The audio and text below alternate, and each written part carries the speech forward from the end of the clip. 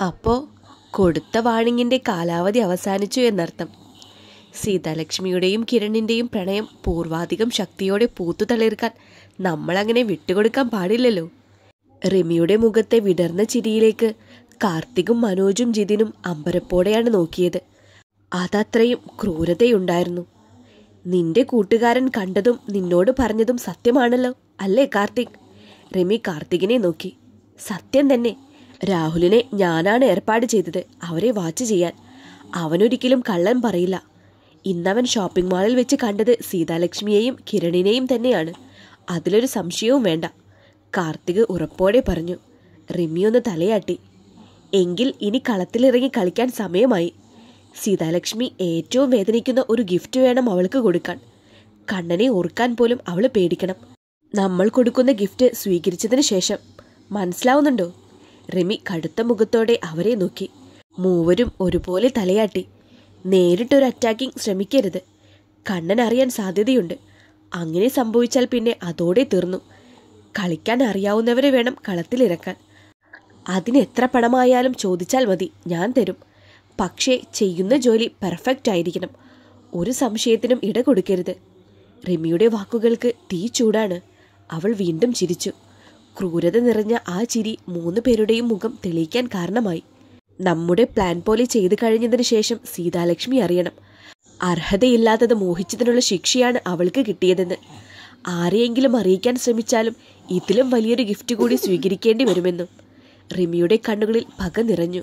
മുന്നിലുള്ള കാഴ്ചകൾ കാണാത്ത വിധം മഴ തിമിർത്ത് പെയ്യുന്നുണ്ട്. സീതയെപ്പോലെ ഉള്ളിലെ സങ്കടങ്ങളൊക്കെയും പ്രകൃതിയും കരഞ്ഞു തീർക്കുകയാണെന്ന് തോന്നി കണ്ണന്. അതെ, ഇങ്ങനെ ഇരുന്നാൽ മതിയോ? നമുക്ക് പോവേണ്ടേ? കരച്ചിൽ തീർന്നിട്ടും നെഞ്ചിൽ പറ്റിക്കൂടി കിടക്കുന്ന സീതയുടെ കാതിൽ കണ്ണൻ പതിയെ ചോദിച്ചു. ഈ ഇരിപ്പത്ര ശരിയല്ലാട്ടോ. പിന്നെ എന്നെ കുറ്റം പറയരുത്. പുറത്ത് നല്ല കിടുക്കൻ മഴ. നെഞ്ചിൽ പറ്റിപ്പിടിച്ചെൻ്റെ പെണ്ണും ഞാനും മാത്രം. ആഹാ! കണ്ണൻ്റെ സ്വരം ആർദ്രമാവുന്നതറിഞ്ഞുകൊണ്ട് സീത വേഗം എഴുന്നേറ്റു. തീർന്നോ ഈ നെഞ്ചിലെ സങ്കടങ്ങളൊക്കെയും? അവൻ അവളുടെ കവളിൽ 2 കൈയും ചേർത്ത് പിടിച്ചു. സീത വീണ്ടും മുഖം കുനിച്ചു. കണ്ണൻ വിരൽ കൊണ്ട് അവളുടെ മുഖം പിടിച്ചുയർത്തി. ഈ സങ്കടങ്ങൾക്കൊന്നും വിട്ടുകൊടുക്കാതെ ഈ നിമിഷം നിന്നെയും കൊണ്ടുപോകാൻ എനിക്കുള്ളിൽ എത്ര കൊതിക്കുന്നുണ്ടെന്നറിയോ ലച്ചു നിനക്ക്? അത്രമേൽ പിടയുന്ന എന്നെ, എൻ്റെ മനസ്സിനെ അറിയുന്നുണ്ടോ നീ? സീത അവൻ്റെ കയ്യിൽ അവളുടെ കൈ ചേർത്ത് വെച്ചു. അതിന് ഞാൻ നിന്റെ സമ്മതം പോലും കാത്തു നിൽക്കില്ലായിരുന്നു. പക്ഷേ ഇവിടെ ഇത്രയും പ്രശ്നങ്ങളെ അവശേഷിപ്പിച്ചുകൊണ്ട് എനിക്കൊപ്പം നീ വന്നാലും സീതാലക്ഷ്മി പൂർണ്ണമാവില്ല. എൻ്റെ വെറുമൊരു പ്രണയമായിട്ടല്ല നിന്നെ എനിക്ക് സ്വന്തമാക്കേണ്ടത്. എൻ്റെ ജീവനാവണം. നിന്റെ ഓരോ അണുവിലും ഈ ഞാൻ നിറയണം. കണ്ണൻ അവളുടെ കണ്ണുകളിലേക്ക് തന്നെ നോക്കി. ഞാനിനി എന്ത് ചെയ്യും കണ്ണേട്ടാ? അവൻ്റെ നേരെ നോക്കി സീത ചോദിച്ചു. കണ്ണൻ അവളുടെ നെറുകയിൽ ചുണ്ടു ചേർത്തു. നീ ഒന്നും ചെയ്യണ്ട. കണ്ണേട്ടനെ സ്നേഹിച്ച് സന്തോഷമായി ഇരിക്കുകയെന്നത് മാത്രം ചെയ്താൽ മതി. അവൻ അവളുടെ കൈയെടുത്തുകൊണ്ട് തലോടി. അർജുൻ, നീ ആഗ്രഹിക്കുന്ന, ചേച്ചിമാരെ ഒരുപാട് സ്നേഹിക്കുന്ന ആ പഴയ അജുവായി ഈ മുന്നിൽ നിർത്തിത്തരും ഞാൻ. അതുപോലെ. സീത ഒന്നും മിണ്ടാതെ അവനിലേക്ക് തന്നെ ചാഞ്ഞു.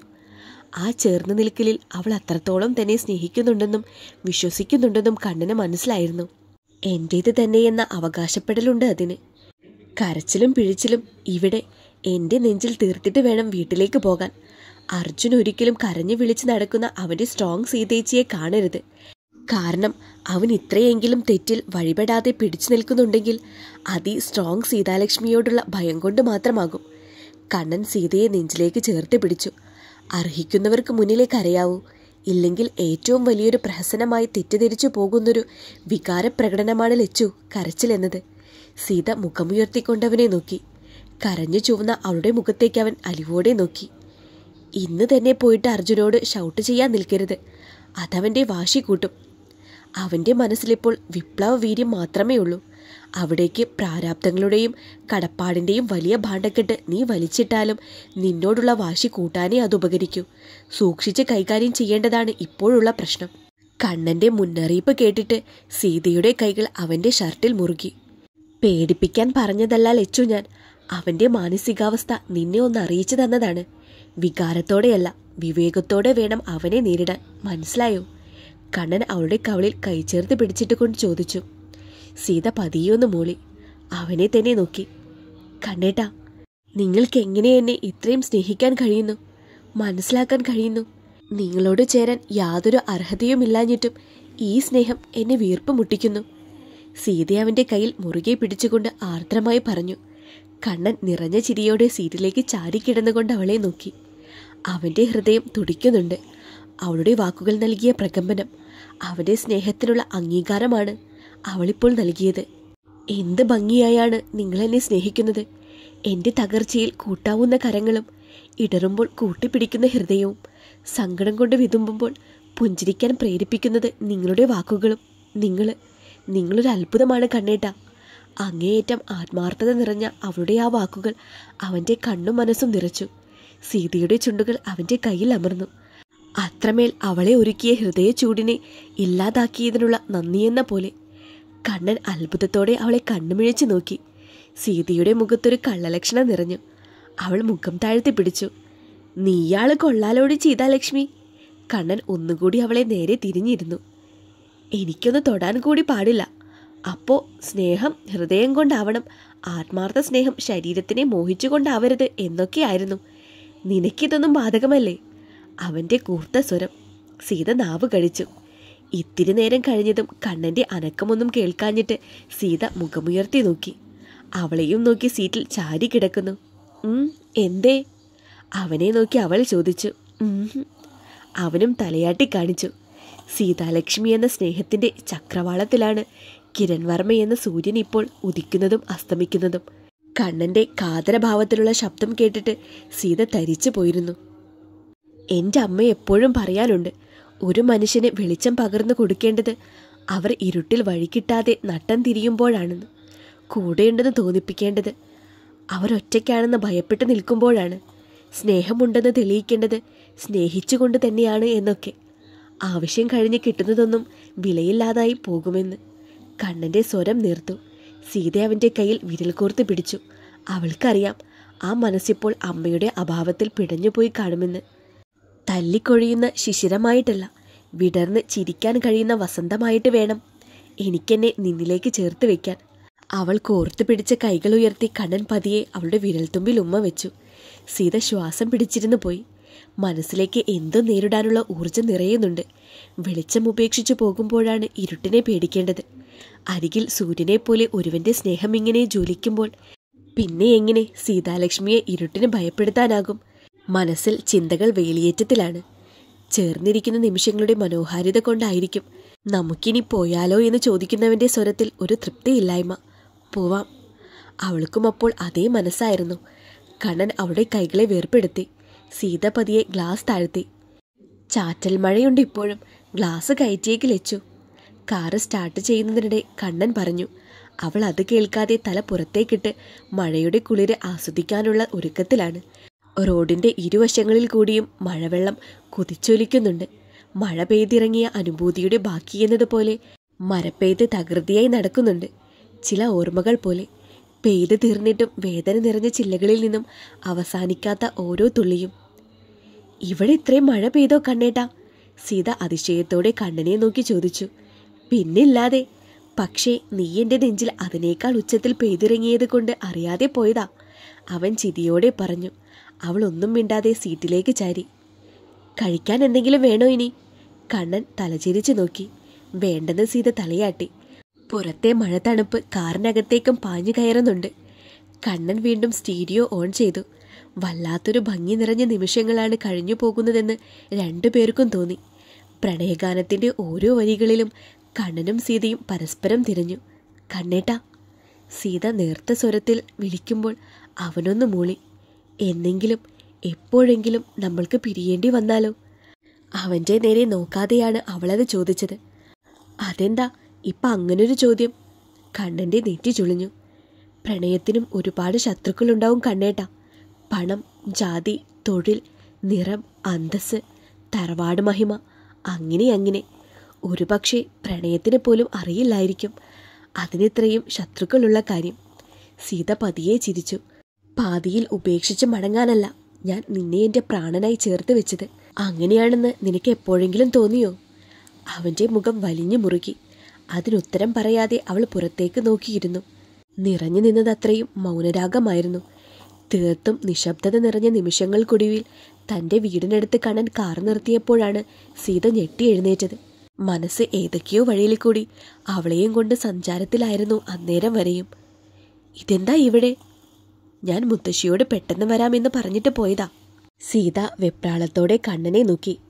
ഞാൻ പറഞ്ഞോളാം മുത്തശ്ശിയോട്, ഡോൺ വരി, അവൻ ചിരിയോടെ പറഞ്ഞു. ഇങ്ങനെയാണേൽ ശ്രീനിലയത്തിൽ ഇനി അധികം പോവേണ്ടി വരില്ല. അവിടുത്തെ കാരണവന്മാർ എന്നെ പുകച്ച് ചാടിക്കാൻ ഒരു അവസരം നോക്കി നടപ്പാണ്. സീത മന്ദഹാസത്തോടെ കണ്ണനെ നോക്കി. ശ്രീനിലയത്തിലെ കിരൺ വർമ്മ തരുമല്ലോ നിനക്കൊരു ജോലി, അത് മതിയാവില്ലേ? കണ്ണൻ കുസൃതിയോടെ ചോദിച്ചു. സീതയുടെ മുഖം ചുവന്നു. നീയെന്താ നേരത്തെ അങ്ങനെ ചോദിച്ചത്? കണ്ണൻ അവളെ അവനിലേക്ക് ചേർത്തിരുത്തി. വിട്ടേ, ആരെങ്കിലും കാണും കണ്ണേട്ടാ. സീത പിടഞ്ഞുകൊണ്ട് അവനെ തള്ളിമാറ്റാൻ നോക്കി. വിടാം, പക്ഷേ ഉത്തരം പറയ്. ഞാൻ നിന്നെ ഉപേക്ഷിച്ചു കളയുമെന്ന് നിനക്ക് തോന്നുന്നുണ്ടോ? അവൻ്റെ സ്വരം കാതിൻ്റെ തൊട്ടരികിൽ. അതുകൊണ്ടല്ല. അവൻ അവളെ തന്നെ നോക്കി. പിന്നെന്താ? കണ്ണുകൾക്ക് വല്ലാത്ത ഭാവം. അവൻ്റെ ഹസ്കി വോയിസിന് മുന്നിൽ അവൾക്ക് പിടിച്ചു നിൽക്കാനാവുന്നുണ്ടായിരുന്നില്ല. അതുവരെയും അറിയാത്തൊരു അനുഭൂതിയുടെ ലഹരിയിൽ ഹൃദയം പോലും കുളിരുന്നു. പറ, എനിക്കതറിഞ്ഞേ മതിയാവൂ. കണ്ണിലേക്ക് കുത്തിയിറങ്ങുന്ന അവൻ്റെ പ്രണയം. എനിക്ക് പേടിയാണ് കണ്ണേട്ടാ, എനിക്കിനി നഷ്ടപ്പെടാൻ വയ്യ. സീത വിറച്ചു പോയി. അവൻ്റെ മുഖത്തൊരു മനോഹരമായ ചിരിയുണ്ടായിരുന്നു അവളത് പറഞ്ഞു കേട്ടപ്പോൾ. ജീവനുള്ളിടത്തോളം കാലം നിന്നെ എൻ്റെ ഹൃദയം ചുമന്നുകൊണ്ടേ നടക്കും. നിന്നോടുള്ള പ്രണയം കൊണ്ട് മാത്രം ഞാൻ തളർന്നു പോകും. അവൻ്റെ വാക്കുകൾക്ക് പ്രണയത്തിൻ്റെ കനം. സീത ഒട്ടും പ്രതീക്ഷിക്കാതെ കണ്ണൻ്റെ ചുണ്ടുകൾ അവളുടെ കവിളിൽ അമർന്നു. അവളുടെ കണ്ണുമിഴിഞ്ഞുപോയി. അവനൊരു കള്ളച്ചിരിയാണ്. എന്തേ? അവളുടെ കൂർപ്പിച്ചുള്ള നോട്ടം കണ്ടിട്ട് അവൻ പുരികം പൊക്കി ചോദിച്ചു. ഇതൊന്നും നിനക്ക് ഇഷ്ടമല്ലായിരിക്കും അല്ലേ? അവൻ ചിരിച്ചുകൊണ്ട് ചോദിച്ചു. അവൾ ഒന്നും മിണ്ടിയില്ല. നീ ചെയ്യുമ്പോൾ ആഹാ, ഞാൻ ചെയ്യുമ്പോൾ ഏഹേ. ഇതെവിടുത്തെ നീതിയാ? നന്ദി വേണമെടി ദുർഗാലക്ഷ്മി. നീ എന്നെ കിസ് ചെയ്തപ്പോൾ ഞാൻ വല്ലതും പറഞ്ഞു? വേണമെങ്കിൽ എൻ്റെ മുഖം പോലും വിട്ടു തന്നേനെ. എന്നിട്ട് ഞാനൊരു കിസ് ചെയ്തതിന് നീ ഈ കോലത്തിൽ എന്നെ പേടിപ്പിച്ചാൽ ഞാനെങ്ങനെ എൻ്റെ... ബാക്കി പറയാതെ ഒരു കള്ളച്ചിരിയോടെ കണ്ണൻ കവളിൽ നാവ് മുഴപ്പിച്ചുകൊണ്ട് അവളെ നോക്കി. ചി! സീത മുഖം തിരിച്ചിരുന്നു. ഇതൊക്കെ എന്ത്? ശരിക്കുമുള്ള കിസ്സിങ് ഇങ്ങനെയൊന്നും അല്ലടി. കണ്ണേട്ടൻ ജസ്റ്റ് ഒന്ന് ട്രൈ ചെയ്തപ്പോഴേക്കോ സീതാലക്ഷ്മിക്ക് നാണം വന്നു. അവൻ കുസൃതിയോടെ അവളെ പിടിച്ചു തിരിച്ചു. സീത അവനെ നോക്കാതെ മുഖം കുനിച്ചിരുന്നു. പറഞ്ഞതൊന്നും മറന്നിട്ടില്ലല്ലോ? അവൻ അവളെ പാറിക്കിടന്ന മുടിയിഴകൾ ഒതുക്കി വെച്ചുകൊണ്ട് ചോദിച്ചു. സീത മുഖമുയർത്തിക്കൊണ്ട് അവനെ നോക്കി. ധൈര്യം കൈവിടരുത്. ഭയത്തോടെ ഒരു കാര്യം ചെയ്താൽ അതൊരിക്കലും പെർഫെക്റ്റ് ആവില്ല. ആ സമയം നമ്മൾ ഒരിക്കലും വിവേകത്തോടെ ചിന്തിച്ച് തീരുമാനമെടുക്കില്ല. നിനക്കൊപ്പം ഞാനുണ്ട്, എന്തിനും. ഒരു വിളിക്കപ്പുറം കണ്ണേട്ടൻ നിന്റെ കൂടെയുണ്ട്. അവൻ അവളെ നോക്കി വാത്സല്യത്തോടെ പറഞ്ഞു. ഇറങ്ങിക്കോ. ഇവിടെ ഇങ്ങനെ അധിക സമയം ഇരുന്നാൽ ആരെങ്കിലും കണ്ടാൽ നിനക്കതൊരു പ്രശ്നമാകും. അവൻ അവളുടെ കവിളിൽ തട്ടി. സീത തലയാട്ടിക്കൊണ്ട് തിരിഞ്ഞു. പൂവല്ലേ? അവൻ പിറകിലേക്ക് കൈനീട്ടിക്കൊണ്ട് 2-3 ഷോപ്പിംഗ് കവറുകൾ വലിച്ചെടുത്തു. ഇതെന്താ? സീത സംശയത്തോടെ അവനെ നോക്കി. വീട്ടിലെത്തിയിട്ട് തുറന്നു നോക്കണം. അവൻ ചിരിയോടെ അത് അവളുടെ മടിയിൽ വെച്ച് കൊടുത്തു. ശ്രീനിലയത്തിലെ നാരായണി മുത്തശ്ശി വാങ്ങിച്ചു തന്നതാ. കണ്ണൻ കണ്ണിറുക്കി കാണിച്ചു. എന്തോന്ന്? അവളുടെ മുഖം കൂർത്തു. വീട്ടിൽ പറയാനുള്ള ഉത്തരമാണ്. കിരൺ വർമ്മയ്ക്ക് അവിടെ ഇപ്പോൾ റോളില്ലല്ലോ. അവന് വീണ്ടും കള്ളത്തരം. എനിക്കിതൊന്നും... സീത സങ്കടത്തോടെ അവനെ നോക്കി. എനിക്കറിയാം നീ ഇതൊന്നും ആവശ്യപ്പെടില്ലെന്ന്. നിനക്കിത് ഇഷ്ടമാവില്ലെന്നും എനിക്കറിയാം. എൻ്റെ ഇഷ്ടമാണ്, കടമയാണ്. എനിക്കിങ്ങനെ വിട്ടുകളയാനാവുമോ? എൻ്റെ അല്ലേ നീ? അവൻ്റെ സ്വരം വീണ്ടും ആർദ്രമായി. ചെല്ല്. അവൻ വീണ്ടും അവളെ നോക്കി പറഞ്ഞു. പിന്നൊന്നും പറയാൻ നിൽക്കാതെ സീത ഡോർ തുറന്നിറങ്ങി. അർജുൻ വരുമ്പോൾ തന്നെ ഇതൊന്നും ഓടിപ്പോയി ചോദിക്കരുത് കേട്ടോ. പുറത്തിറങ്ങി നിൽക്കുന്ന അവളോട് അവൻ ഒന്നുകൂടി ഓർമ്മിപ്പിച്ചു. സീത ചിരിയോടെ തലയാട്ടിക്കൊണ്ട് വീടിൻ്റെ നേരെ നടന്നു. വീട്ടിലെത്തിയിട്ടും കണ്ണന് ആ മായാവലയത്തിൽ നിന്നും മോചനം കിട്ടിയില്ല. ചുണ്ടിൽ നിറച്ചിരിയോടെ ഓടിക്കയറി പോകുന്നവനെ ഹാളിൽ ഇരുന്നവരെല്ലാം നെറ്റിച്ചൊളിച്ചു നോക്കുന്നുണ്ട്. അവനതൊന്നും അറിയുന്നില്ല. സ്വന്തം മുറിയിലേക്ക് കയറുന്നതിന് മുന്നേ കണ്ണൻ മുത്തശ്ശിയുടെ അരികിലേക്കാണ് പോയത്. സീത വീട്ടിലേക്ക് പോയെന്ന് പറഞ്ഞപ്പോൾ മുത്തശ്ശി കൂടുതൽ ചോദ്യങ്ങളൊന്നും ചോദിച്ചില്ല. എന്തെങ്കിലും ആവശ്യമുണ്ടെങ്കിൽ എൻ്റെ ഫോണിലേക്ക് വിളിക്കണേ എന്നവൻ പറയുമ്പോൾ അവർക്കെല്ലാം മനസ്സിലായി എന്നൊരു അർത്ഥത്തിലുള്ള ചിരിയുണ്ടായിരുന്നു ആ മുഖം നിറയെ. കണ്ണനും ഒന്ന് കണ്ണടച്ച് കാണിച്ചുകൊണ്ട് തിരികെ മുറിയിലേക്ക് പോന്നു. ഹൃദയം ഒരു പട്ടം പോലെ കഴിഞ്ഞുപോയ നല്ല നിമിഷങ്ങളുടെ നിർവൃത്തി അവനിൽ നിന്നും മാഞ്ഞു പോകാത്ത വിധം. കണ്ണൻ കണ്ണടച്ചുകൊണ്ട് കിടക്കയിലേക്ക് വീണു.